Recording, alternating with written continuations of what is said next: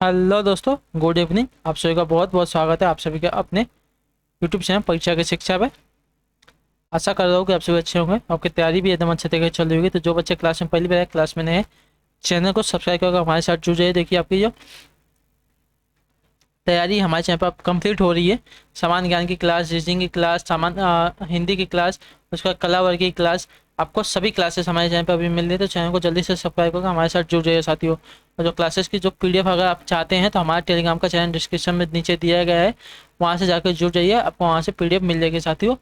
और उसी के नीचे देखिए हमारे इंस्टाग्राम का पेज दिया गया है, तो आप जाकर उसको भी फॉलो कर लीजिए साथियों। चलेंगे क्लास स्टार्ट करेंगे। आपकी हिंदी की क्लास है, 50 क्वेश्चन की क्लासेस आती है। प्रैक्टिस सेट की क्लास है, बहुत ही इंपॉर्टेंट क्लास होती है। तो ध्यान से एक एक क्वेश्चन को अच्छे से देखेंगे और आंसर देते हुए चलेंगे। चीफ की दावत नामक कहानी के रचनाकार कौन है साथियों? और हाँ, कल वाली क्लास में आपको एक 70 नंबर क्वेश्चन था, उसमें आपको एक शब्द था, उसमें आपको उपसर्ग बताना था साथियों। उपसर्ग क्या था वो भी आपको बताता हूँ, एक मिनट रुक जाइए।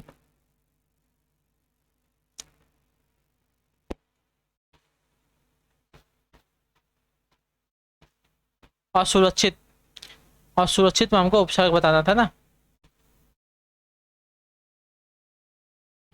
तो मैंने गलती से आपको सु उपसर्ग बताते थे, आपका सु नहीं होगा अ उपसर्ग होगा, तो वहाँ पे आप सही कर लीजिएगा, ठीक है। यहाँ पे आप लोग कल वाली क्लास में आप सही कर लीजिएगा, आपका वहाँ पे अ उपसर्ग होगा, सु नहीं अ उपसर्ग होगा। क्लियर? ठीक है, चलेंगे। आप इसका बताएंगे सही उत्तर करो साथियों।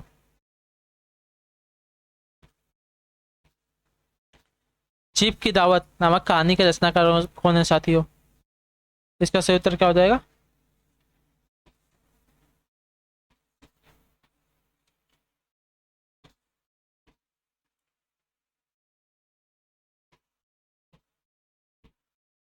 तो देखिए भीष्म साहनी है जो ऑप्शन यहाँ पे सीधा दोस्तों आप सभी का सही उत्तर। चीफ की दावत जो नामक कहानी है, इसका रचनाकार भीष्म साहनी है, ऑप्शन सी सही उत्तर। क्लियर? अगला क्वेश्चन देंगे साथियों, क्या पूछा गया 52 नंबर, ध्यान से देखेंगे। जिस कालखंड के भीतर किसी विशेष ढंग से रचनाओं की प्रचुरता दिखाई पड़ी है, वह एक अलग काल माना गया है और उसका नामकरण उन्हीं रचनाओं के अनुसार किया गया है। यह मान्यता किस साहित्यकार की है साथियों, बताएंगे। जिस कालखंड के भीतर किसी विशेष ढंग से रचनाओं की प्रचुरता दिखाई पड़ी है, वह एक अलग काल माना गया है और उसका नामकरण उन्हीं रचनाओं के अनुसार किया गया है। यह मान्यता किस साहित्यकार की है साथियों? इसका सही उत्तर हो जाएगा आपका आचार्य रामचंद्र शुक्ल के अनुसार, ठीक है। यह साहित्यकार आपके यह मान्यता देखिए आचार्य रामचंद्र शुक्ल की है, तो जो ऑप्शन पे बी दे दोस्तों आपसे का सही उत्तर हो जाएगा। अगला क्वेश्चन देखें साथियों, 53 नंबर क्या पूछा गया है। निम्न में से कौन सा पृथ्वी का पर्यायवाची नहीं है? निम्न में से कौन पृथ्वी का पर्यायवाची नहीं है साथियों?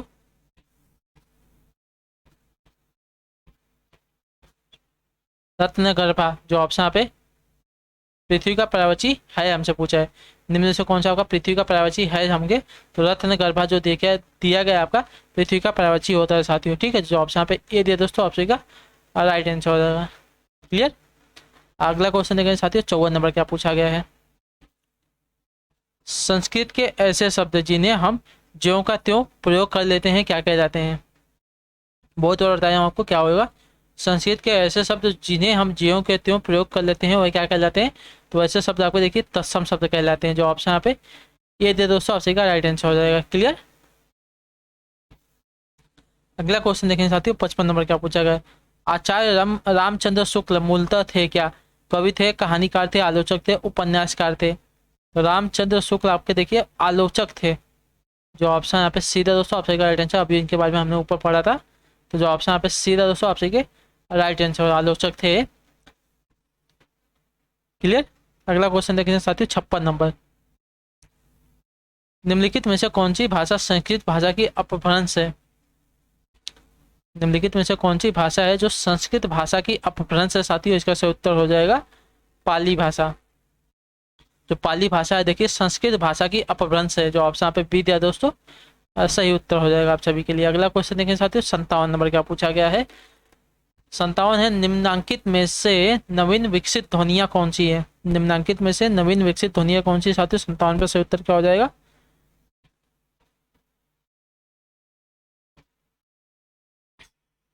देखिए ख और ग,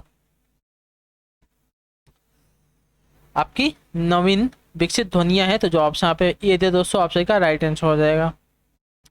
क्लियर? ठीक है, अगला क्वेश्चन देख सकते हो 58 नंबर क्या पूछा गया है। निम्नलिखित में से शुद्ध वर्तनी का चयन कीजिए।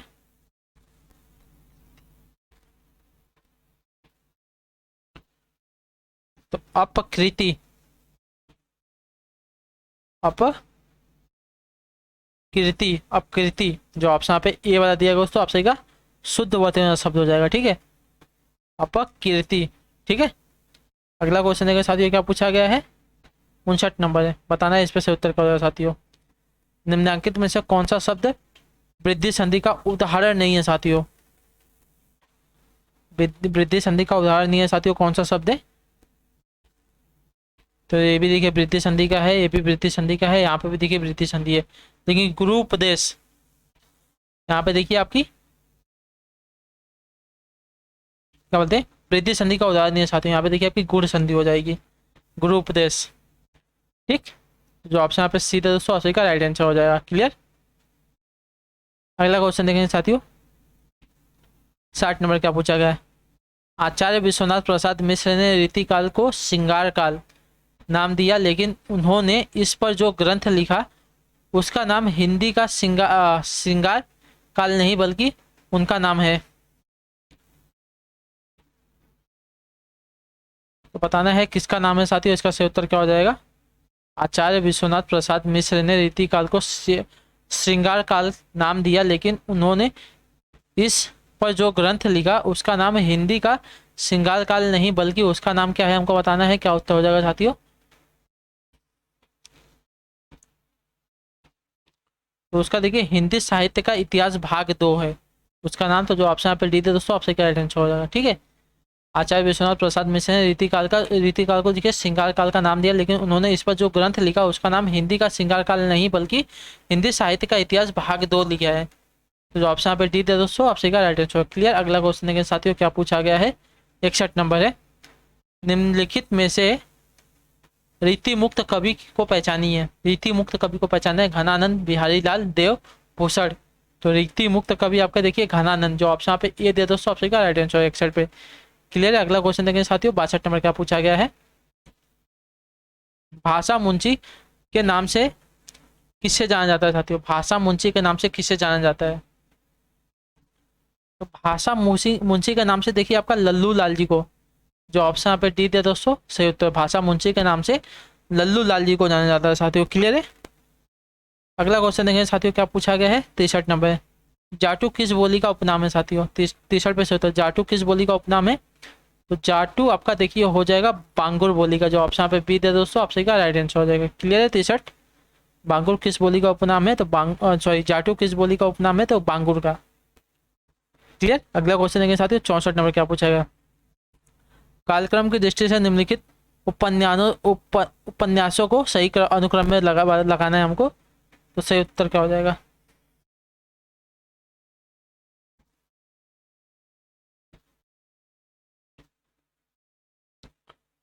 तो देखिए भूतनाथ, कब तक पुकारू, डूबते, मस्तूल, अंतिम अरणय सही क्रम में लगे हैं। तो जो ऑप्शन यहाँ पे बी दे दोस्तों ऑप्शन का राइट आंसर हो जाएगा। जो उपन्यास है पहले आपका भूतनाथ आएगा, फिर कब तक, पुकारू, डूबते, मस्तूल, उसके बाद अंतिम अरणय। आपका जो क्रम दिया गया है आपका सही क्रम है साथियों। क्लियर है? अगला क्वेश्चन देखें साथियों क्या पूछा गया है। 65 नंबर। जब किसी अभिप्राय से एक वस्तु या व्यक्ति का अनेक प्रकार से वर्णन किया जाए तो वह क्या कहलाता है साथियों। तो देखिए उसे उल्लेख कहते हैं। ठीक है, जब किसी अभिप्राय से एक वस्तु या व्यक्ति का अनेक प्रकार से वर्णन किया जाए तो वह देखिए आपका उल्लेख कहलाता है। क्लियर? ठीक है साथियों, अगला क्वेश्चन देखेंगे 66 नंबर क्या पूछा गया है। निम्नलिखित में से धवल का समानार्थी शब्द कौन सा होगा साथियों। धवल का पूछा है हमका, धवल का समानार्थी शब्द क्या होता है। तो धवल का समानार्थी शब्द देखिए उजला, जो ऑप्शन यहाँ पे ए दे दोस्तों सही राइट आंसर। धवल का समानार्थी शब्द आपका उजला हो जाएगा। क्लियर है साथियों? अगला क्वेश्चन देखें साथियों क्या पूछा गया है। 67 नंबर है। भागीरथी निम्न में से किसका पर्यायवाची है साथियों। भागीरथी निम्न में से किसका पर्यायवाची है। तो भागीरथी आपके देखिए गंगा का प्रवासी शब्द हो जाएगा, जो ऑप्शन यहाँ पे बी था दोस्तों, राइट आंसर हो जाएगा। क्लियर। अगला क्वेश्चन देंगे साथियों 68 नंबर। सही उत्तर क्या हो जाएगा? सत्याग्रह का सही संधि विच्छेद क्या है? सत्याग्रह का सही संधि विच्छेद क्या है साथियों? तो सत्याग्रह का सही संधि विच्छेद देखिए सत्य धन आग्रह होता है, तो जो ऑप्शन यहाँ पे डी दिया दोस्तों, सही का राइट आंसर हो जाएगा। क्लियर। सत्य धन आग्रह सत्याग्रह का सही संधि विच्छेद हो जाएगा, ऑप्शन डी वाला। अगला क्वेश्चन देखेंगे साथियों 69 नंबर क्या पूछा गया, ध्यान से देखेंगे। किसी के पास रखी दूसरे की वस्तु, इस वाक्य के लिए उचित शब्द क्या हो जाएगा? किसी के पास रखी दूसरे की वस्तु, इसके लिए एक उचित शब्द का चयन कीजिए साथियों। तो उसको देखिए धाती कहते हैं। किसी के पास रखी दूसरे की जो वस्तु होती है उसको धाती कहते हैं साथियों। क्लियर। धाती। ठीक है। अगला क्वेश्चन देखेंगे साथियों 70 नंबर क्या पूछा गया, ध्यान से देखेंगे। निम्नलिखित में से कौन सी पुस्तक प्रेमचंद द्वारा लिखित नहीं है साथियों? प्रेमचंद द्वारा लिखित कौन सी पुस्तक इसमें से नहीं हो जाएगी? तो देखिए जय पराजय जो है आपकी प्रेमचंद द्वारा नहीं लिखी गई है। बाकी देखिए कायाकल्प, रंगभूमि, प्रेमाश्रय सभी प्रेमचंद द्वारा लिखी गई है। जय पराजय को छोड़कर तो जो ऑप्शन पे बी है दोस्तों 70 पे आपसे का राइट आंसर हो जाएगा, सही उत्तर हो जाएगा। अगला क्वेश्चन देखेंगे 71 नंबर आपका क्या पूछा गया है साथियों। हिंदी भाषा का लिपि भारतीय संविधान में किसे स्वीकार नहीं किया गया है? हिंदी भाषा की लिपि भारतीय संविधान में किसे स्वीकार नहीं किया है? ब्राह्मी लिपि को, देवनागरी लिपि को, गुरुमुखी लिपि को, खरोष्ठी लिपि को। तो किसे भारतीय संविधान द्वारा अच्छा स्वीकार किया गया हमसे पूछा। तो देखिए देवनागरी लिपि को, जो ऑप्शन पे बी था दोस्तों ऑप्शन क्या है? हिंदी भाषा की लिपि भारतीय संविधान में देवनागरी लिपि को स्वीकार किया गया है साथियों, जो ऑप्शन पे बी था दोस्तों ऑप्शन का राइट आंसर। क्लियर। ठीक है साथियों, चलेंगे अगला क्वेश्चन देखेंगे 72 नंबर का पूछा गया, ध्यान से देखिएगा। काशी नगरी प्रसारणी सभा के संस्थापक कौन थे? काशी नागरी प्रसारणी सभा के संस्थापक कौन थे? तो बाबू श्याम सुंदर दास, जो ऑप्शन ए दिया दोस्तों सही उत्तर हो जाएगा। काशी नागरी प्रसारणी सभा के संस्थापक आपके बाबू श्याम सुंदर दास थे। बाबू श्याम सुंदर दास। अगला क्वेश्चन देखेंगे 73 नंबर क्या पूछा गया। अशुभ बेला रचना किसकी है? शुभ बेला रचना किसकी है साथियों? 73 पे सही उत्तर हो जाएगा आपका समरेश मजूमदार की। ठीक।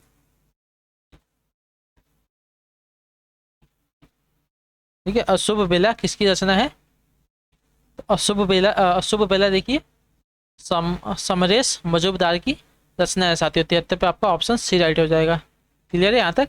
ठीक है साथियों, अगला क्वेश्चन देखेंगे 74 नंबर क्या पूछा गया। भक्ति आंदोलन का सूत्रपात उत्तर भारत से न होकर दक्षिण भारत से हुआ है, यह मूल कारण क्या है? इसका मूल कारण क्या है साथियों? भक्ति आंदोलन का सूत्रपात उत्तर भारत से न होकर दक्षिण भारत से हुआ है, इसका मूल कारण क्या है साथियों?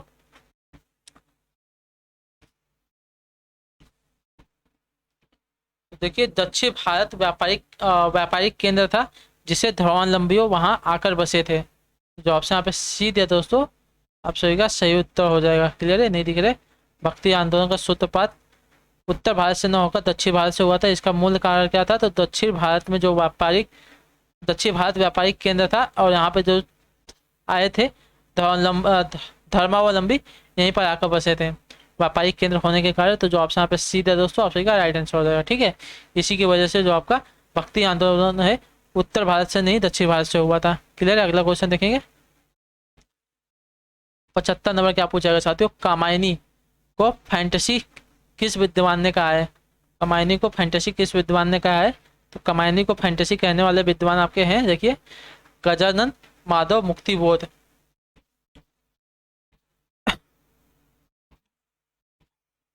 ठीक है साथियों, अगला क्वेश्चन देखेंगे आपका क्या पूछा गया 76 नंबर साथियों।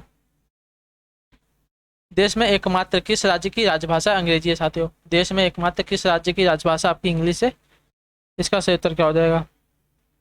देखिए नागालैंड की है, जो ऑप्शन पे बी है दोस्तों राइट आंसर हो जाएगा। क्लियर। अगला क्वेश्चन देखेंगे साथियों 77 नंबर क्या पूछा गया, ध्यान से देखेंगे। बिहारी निम्नलिखित में से किस काल के कवि थे साथियों? बिहारी निम्नलिखित में से किस काल के कवि थे? 77 पे सही उत्तर क्या हो जाएगा? बिहारी की बात हो रही है। बिहारी निम्नलिखित में से किस काल के कवि थे? बिहारी देखिए आपके रीति काल के कवि थे साथियों, जो ऑप्शन पे सी दिया दोस्तों सही उत्तर हो जाएगा। रीति काल के कवि थे आपके बिहारी। अगला क्वेश्चन देखें साथियों 78 नंबर का पूछा है, रामचंद्र शुक्ल कृत हिंदी साहित्य का इतिहास की अधिकांश सामग्री पुस्तकाकार प्रकाशन के पूर्व हिंदी शब्द सागर की भूमिका में छपी थी। इस भूमिका का शीर्षक क्या था साथियों? आचार्य रामचंद्र शुक्ल कृत हिंदी साहित्य का इतिहास की अधिकांश सामग्री पुस्तकाकार प्रकाशन के पूर्व हिंदी शब्द सागर भूमिका में छपी थी। इसका जो इस भूमिका का उद्देश्य क्या था साथियों? इसका सही उत्तर क्या हो जाएगा?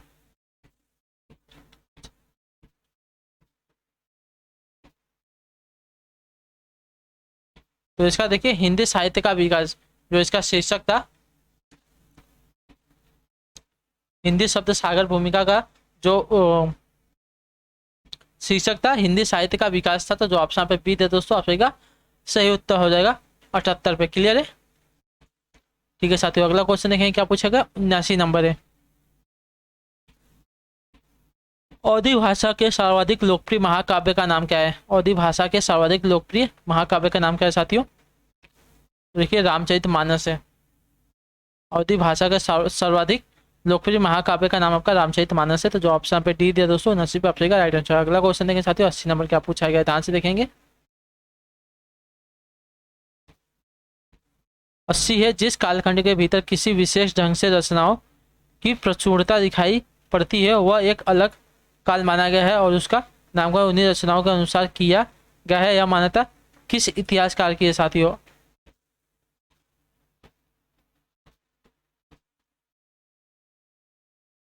अब भी आपको कराया था, ठीक है। आचार्य रामचंद्र शुक्ल, ठीक है, क्या थे आपके आलोचक थे, ये भी आपको बताया था अभी, याद रखो, क्वेश्चन रिपीट हुआ है। ठीक, अगला क्वेश्चन देखेंगे साथियों 81 नंबर क्या पूछा गया है। संदेशनी मधुवन कूप, संदेशनी मधुवन कूप भरे में कौन सा अलंकार लगा है साथियों? संदेशनी मधुवन कूप भरे में कौन सा अलंकार लगा है साथियों? तो 81 आप सही का देखिए अतिशयोक्ति अलंकार लगा है, ठीक है। संदेशनी मधुवन कूप भरे, इसमें देखिए आपका अतिशयोक्ति अलंकार लगा है साथियों। क्लियर है? 81 पे सही का आपका ऑप्शन नंबर डी राइट हो जाएगा। क्लियर, अगला क्वेश्चन देखें साथियों 82 नंबर क्या पूछा है। कलेजा होना इस मुहावरे का सही अर्थ क्या है? कलेजा होना इस मुहावरे का सही अर्थ क्या हो जाए साथियों? तो हिम्मत होना, कलेजा होना हिम्मत होना, जो ऑप्शन पे डी दिया दोस्तों, मुहावरे का सही अर्थ हो जाएगा। अगला क्वेश्चन देखें साथियों 83 नंबर क्या पूछा गया है।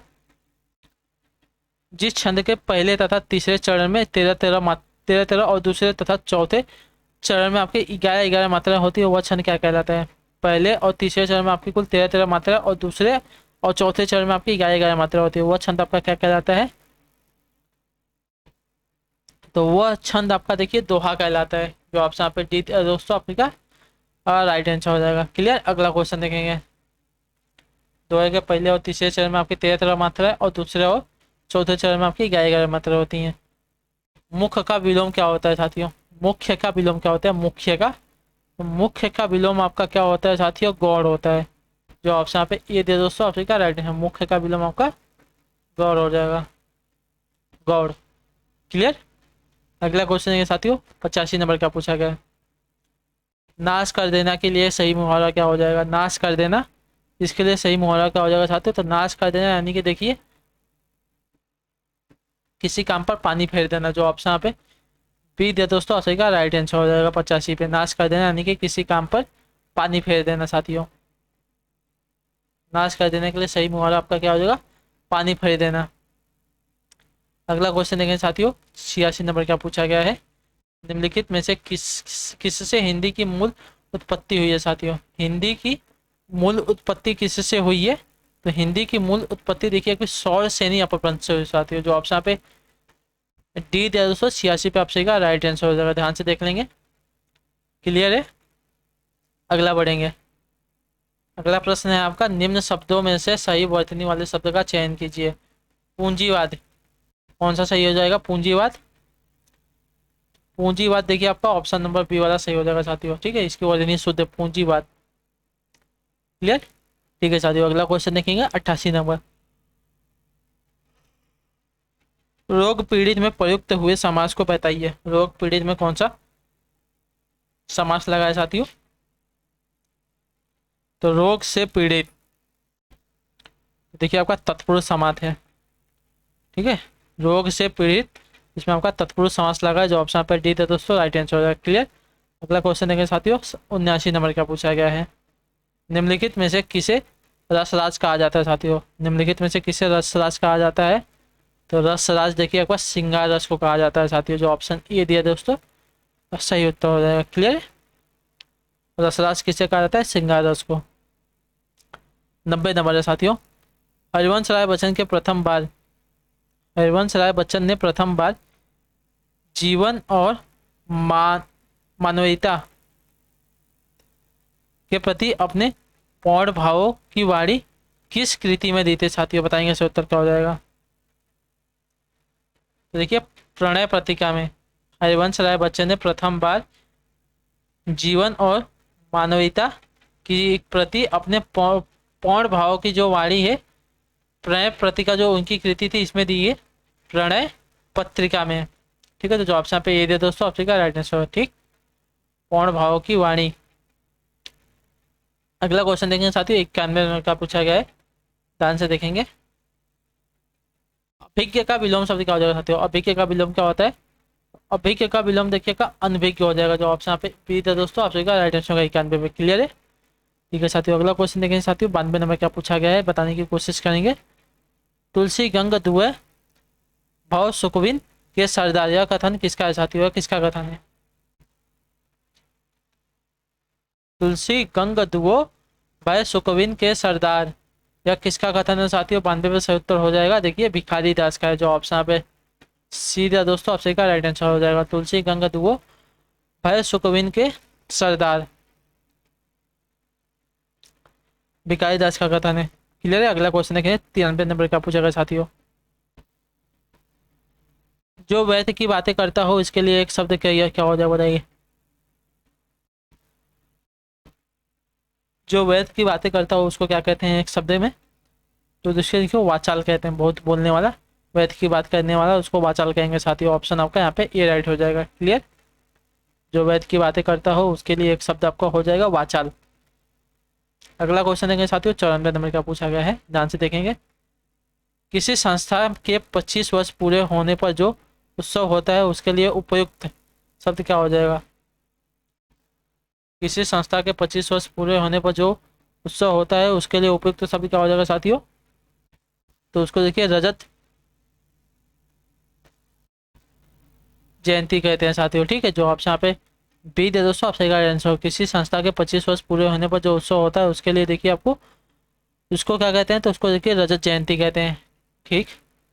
अगला क्वेश्चन देखें साथियों, 95 नंबर का पूछा गया है। कबीरदास की मृत्यु किस सन में हुई थी? कबीरदास की मृत्यु किस सन में हुई थी साथियों? तो देखिए 1518 ईस्वी में हुई थी। कबीरदास की मृत्यु आपकी 1518 ईस्वी में हुई थी साथियों, जो ऑप्शन यहाँ पे बी दिया दोस्तों ऑप्शन का राइट आंसर हो जाएगा। क्लियर। ठीक है साथियों, अगला क्वेश्चन देखेंगे क्या पूछा गया है, 96 नंबर है। खड़ी बोली का अरबी फारसीमय रूप क्या है? खड़ी बोली का अरबी फारसीमय रूप क्या है साथियों? तो खड़ी बोली का अरबी फारसीमय रूप हो जाएगा आपका उर्दू भाषा है। ठीक है, जो ऑप्शन यहाँ पे सीधा दोस्तों ऑप्शन क्या है, खड़ी बोली का अरबी फारसी में रूप आपका उर्दू भाषा है साथियों। क्लियर है। उर्दू भाषा किससे मिली है? तो अरबी फारसी में रूप है। अगला क्वेश्चन देखें साथियों, 97 नंबर का पूछा, हिंदी भाषा का पहला समाचार पत्र उदंत मार्तंड किस सन में प्रकाशित हुआ था साथियों? उदंत मार्तंड किस सन में प्रकाशित हुआ था साथियों? इसका सही उत्तर क्या हो जाएगा? तो देखिए 1826 ईस्वी में प्रकाशित हुआ था, जो ऑप्शन पे बी दिया दोस्तों 97 पे आप सभी का राइट आंसर हो जाएगा। क्लियर। पहला समाचार हिंदी भाषा का पहला समाचार पत्र उदंत मार्तंड आपका 1826 ईस्वी में प्रकाशित हुआ था। क्लियर। अगला क्वेश्चन देंगे साथियों, 98 नंबर का पूछा गया है। हिंदी के किस समाचार पत्र में खड़ी बोली को मध्य देशीय भाषा कहा गया है साथियों? हिंदी के किस समाचार पत्र में खड़ी बोली को मध्य देशी भाषा कहा गया है साथियों? इसका सही उत्तर क्या हो जाएगा? तो देखिए बनारस अखबार में। ठीक है, बनारस अखबार में खड़ी बोली को देखिए मध्य देशीय भाषा कहा गया है साथियों। क्लियर है। आपका ऑप्शन यहाँ पे ए राइट हो जाएगा। अगला क्वेश्चन देखेंगे साथियों, 99 नंबर क्या पूछा गया है, गाथा यानी कि गाहा कहने से किस लोक गाथा कहने से किस लोक प्रचलित काव्य भाषा का बोध होता है साथियों। गाथा यानी कि गाहा कहने से किस लोक प्रचलित काव्य भाषा का बोध होता है साथियों। इसका सही उत्तर हो जाएगा आपका देखिए प्राकृत का। ठीक है, जो ऑप्शन यहाँ पे बी दे दोस्तों, ऑप्शन का राइट आंसर का 99। अगला क्वेश्चन है साथियों, क्या पूछा गया है 100 नंबर है। सिद्धों की उद्धृत रचनाओं की काव्य भाषा है क्या। सिद्धों की सिंधों की उद्धृत रचनाओं की काव्य भाषा क्या है साथियों। इसका सही उत्तर हो जाएगा आपका देखिए देश भाषा मिश्रित मिश्रित अपभ्रंश अर्थात पुरानी हिंदी है। जो ऑप्शन यहाँ पे ये दिया दोस्तों 100 पे आपसे का राइट आंसर हो जाएगा साथियों। ठीक है, सिंधों की उद्धृत रचनाओं की काव्य भाषा आपके देश भाषा मिश्रित अपभ्रंश अर्थात पुरानी हिंदी है। जो ऑप्शन यहाँ पे ये दिया दोस्तों आपसे का राइट आंसर होगा साथियों। ठीक, तो इसी के साथ जो आपकी हिंदी की क्लास है आज की वो भी कंप्लीट होती है। आई होप कि आपको क्लास अच्छी लगी हो। बाकी आपका कोई भी डाउट हो हमें कमेंट करके जरूर पूछिएगा और चैनल को सब्सक्राइब करके जुड़ जाइए हमारे साथ। देखिए हम आपकी कंप्लीट तैयारी करा रहे हैं अभी है हमारे चैनल पे। चैनल को सब्सक्राइब करके हमारे साथ जुड़ जाइए साथियों। ठीक, और आपका कोई भी डाउट हो कोई भी किसी भी क्वेश्चन में हमसे जरूर पूछेगा क्लास में। पहली बार आए तो क्लास को लाइक करके और चैनल को सब्सक्राइब करके जाइएगा। हम आपसे मिलते हैं आपकी अगली क्लास में। तब तक के लिए टाटा बाय बाय, जय हिंद जय भारत। आप सभी का क्लास से जुड़ने के लिए बहुत बहुत शुक्रिया साथियों।